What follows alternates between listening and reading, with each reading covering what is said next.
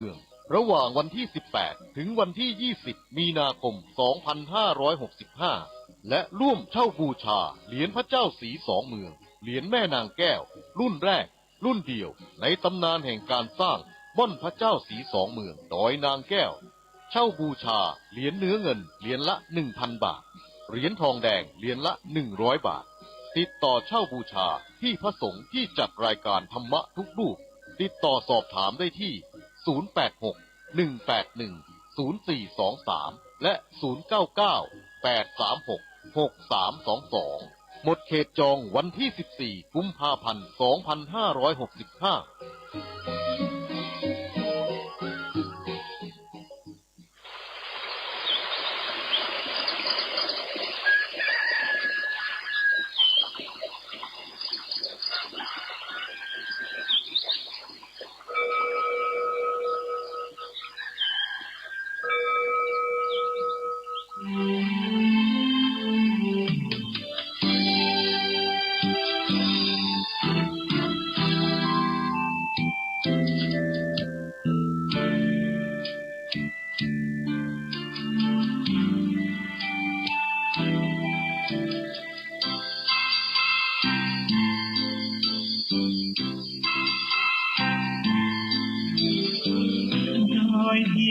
ปานน้ำงดงามสูงเด่นรอยธรรมเทระพระเนตรฝากเสียงผ่านสายลมลอยเชิญชวนศรัทธาร่วมบูรณาวัดป่าดงดอยยอดภูนางแก้วยังคอยทอแสงส่องฟ้าอำไพทำสีขาวพาเราแช่มชื่นเป็นผู้รู้ผู้ตื่นเบิกบานทั้งกายและใจเผยแผ่คำสอนองค์ชินวรขจรกว้างไกลข่าวสารงานบุญที่ใดสื่อออนไลน์ไปถึงญาติโยมพระธาตุเจดีย์สีสองเมืองเปล่งประกายแล้วบนยอดดอยนางแก้วมีโอกาสได้เวียนไหวชมจำลองจากดอยสุเทพน้อยทุ่งผู้ทาสบรมพลังแรงใจญาติโยมร่วมสร้างสมทันบารมีสีขาวคลื่นทางนำพาความสุขพระเนรที่ทางคลายทุกข์เกิดปิติสุขให้ทุกทินทีเปิดฟังธรรมะพระจัดรายการหลายคลื่นฟังร่วมสร้างมหาทานบารมีพระธาตุเจดีย์สีสองเมือง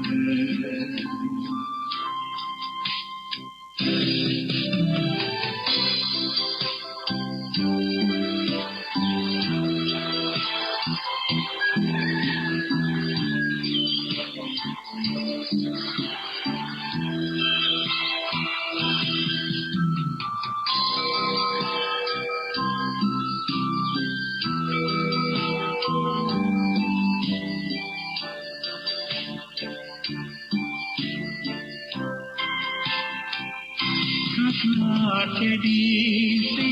สองเมืองเปล่งประกายแล้วบนยอดดอยนางแก้วมีโอกาสได้เวียนไหวชมจำลองจากดอยสุเทพน้อยทุ่งผู้ทาสบรมพลังแรงใจญาติโยมร่วมสร้างสมทันบารมี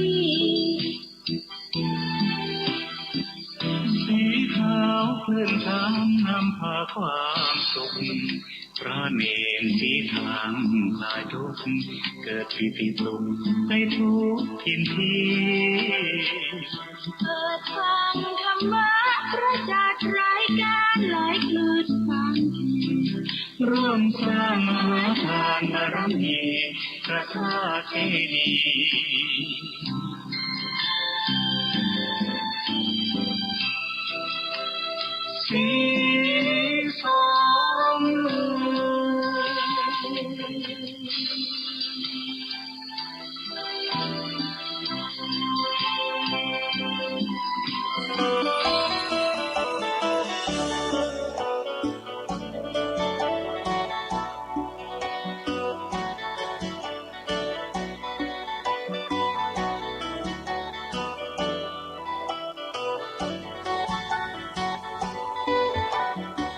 กราบไหว้สา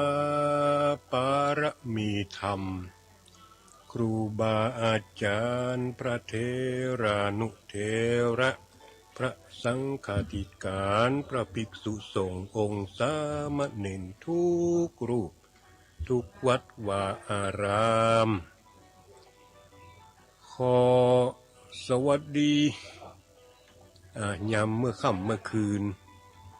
กับท่านผู้ฟังที่กำลังฟังกันทางคลื่นในเครือข่ายของคลื่นสีขาวเพื่อชาวประชาเฮานะครับบอกว่าท่านผู้ฟังจะฟังจากคลื่นที่ในจังหวัดเชียงใหม่เฮาเนาะมีหลายคลื่นเหมือนกันนะครับจังหวัดเชียงใหม่ลำพูนลำปางเชียงไฮ้เนาะน่านก็มีกะเนาะสำหรับคืนนี้นี่ลุงหนานนะครับตัวผมเองได้รับคำสั่งของท่านพระอาจารย์ท่านพระครูอภิวัฒนวิกรมบอกว่าลุงหนานวันพุธนี้ฮับลิงก์ของวัดพระธาตุสีจอมทองกำเนิดรายการของพระเดชพระคุณท่านเจ้าคุณสุวรรณเมธีเพิ่นจะออกแต่รายการของท่านเจ้าคุณเพิ่นจะออกปูน8 โมงครึ่งเพิ่นก่อนนะครับ8 โมงครึ่งเพิ่นจะเข้ารายการของเพิ่นในช่วง8 โมงถึง8 โมงครึ่งเนี่ยนะครับก็จะเป็นช่วงที่ว่างเนาะท่านพระอาจารย์ท่านพระครูอภิวัฒนวิกรมก็บอกว่าเฮ้ยลุงนานเข้ารายการเกริ่นให้ท่านผู้ฟังเพิ่นฮู้อย่าก่อนเพิ่นจะได้ท่าฟังท่านเจ้าคุณเนาะพระเดชพระคุณท่านเจ้าคุณพระสุวรรณเมธีตอนนี้เพิ่นได้เป็นเจ้าอาวาสวัดพระธาตุสีจอมทองแล้วนะครับได้รับการแต่งตั้งจากมหาเถรสมาคมเรียบร้อยแล้ว